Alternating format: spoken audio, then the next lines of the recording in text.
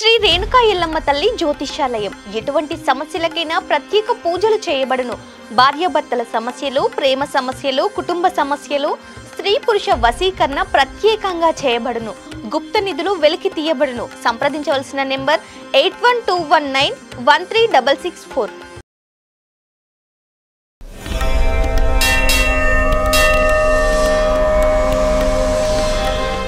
నమస్తే. హిందూ విశ్వశాస్త్రంలో మహాయుగం గురించి ప్రస్తావించబడింది. దీన్ని యుగ చక్రం లేదా చతుర్యుగం అని కూడా పిలుస్తారు. ఇది 4 యుగాల చక్రం. అవే సత్యయుగం, త్రేతాయుగం, ద్వాపరయుగం, కలియుగం. ఒక మహాయుగం 43,20,000 మానవ సంవత్సరాలు. ఈ చక్రాలు అనంతగా పునరావృతమవుతాయి. ఇది సమయం, విశ్వం యొక్క చక్రీయ స్వభావాన్ని సూచిస్తుంది. హిందూ విశ్వోద్భవ శాస్త్రం దైవిక సంవత్సరాలను ఉపయోగిస్తుంది. ఒక దైవిక సంవత్సరం 360 మానవ సంవత్సరాలకు సమానం. సృష్టికర్త దేవుడు బ్రహ్మకు ఒక రోజుతో సమానమైన పెద్ద విశ్వచక్రం 1000 మహాయుగాలతో కూడి ఉంటుంది. కల్పంలోని ఒక కాలం అంటే 71 మహాయుగాలను మనువు పాలించాడు. ప్రతి మహాయుగంలో 4 యుగాలతో కూడి ఉంటుంది. ప్రతి యుగం క్రమంగా తగ్గుతూ వస్తుంది.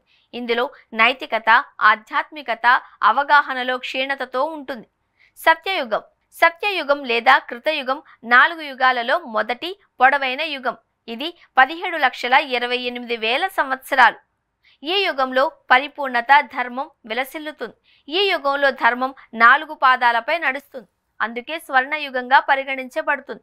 ఈ యుగంలో మానవుడి సగటు ఎత్తు 32 అడుగులు అంటే సుమారు 9.7 మీటర్లు. త్రేతాయుగం. సత్యయుగంతో త్రేతాయుగం పోలిస్తే నైతికత, ధర్మంలో క్షీణతతో కూడిన 2వ యుగం. ఈ యుగంలో ధర్మం 3 పాదాలపై నడుస్తుంది. త్రేతాయుగం 12,96,000 సంవత్సరాలు. ఈ యుగం మనిషి సగటు మానవ ఎత్తు 21 అడుగులు. ఈ యుగానికి శ్రీరామచంద్రుడు పాలకుడు. ద్వాపరయుగం. ద్వాపరయుగం ధర్మంలో మరింత క్షీణత, భౌతికవాదంలో పెరుగుదలతో కూడిన 3వ యుగం. ఈ యుగంలో ధర్మం 2 పాదాలపై నడుస్తుంది. ద్వాపరయుగం 8,64,000 సంవత్సరాలు. ఈ యుగంలో సగటు మానవ ఎత్తు 7 నుండి 14 అడుగులు మధ్య ఉంటుంది అని వర్ణించబడింది. ఈ యుగంలో అనేక రాజవంశాలు, వ్యక్తులు అధికారాన్ని కలిగి ఉన్నారు. కానీ ప్రముఖ పాలకులు చంద్ర రాజవంశంకు చెందినవారు. కలియుగం. సంఘర్షణ, భౌతికవాదం, ఆధ్యాత్మిక అవగాహనలలో క్షీణతతో కూడిన చివరి యుగం.